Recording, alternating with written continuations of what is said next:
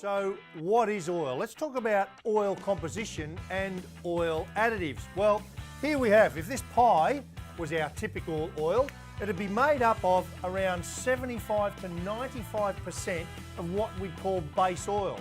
Added to that is in fact an additive package, which we'll go through in a sec, 8 to 15% typically, and viscosity improvers, 5 to 10% viscosity improvers, which determine the thickness of the oil, if you like, particularly as it goes up in temperature.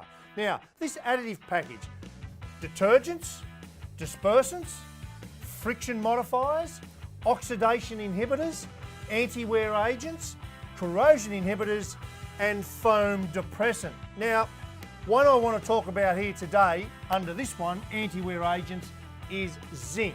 Now, when we think about zinc as an additive, what it actually does, we draw steel at sort of the molecular level, it kind of looks like that.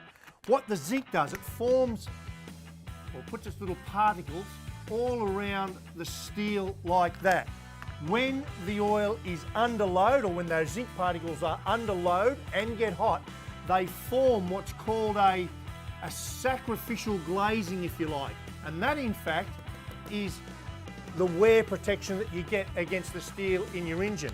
Now, what does it all look like? I reckon this is really interesting. This is base oil. It's in fact clear. That's what we start. That's the 75%.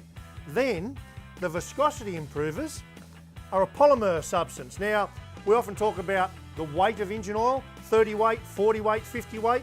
You can see how thick that is. And, if there's such thing as 300 weight, that would probably be it. But that's a viscosity index improver. Then we've got a typical additive pack, and that could have a whole raft of things in it.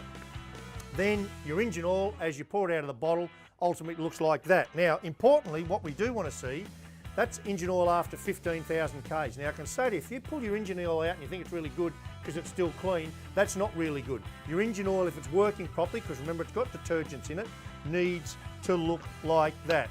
So when we talk about zinc, there's a bit of chat around at the moment that maybe under new specifications and environmental policy and all the rest of it, that maybe there's not as much zinc, or in fact no zinc in lubricants. Well, that's just plain wrong. It needs to be in there.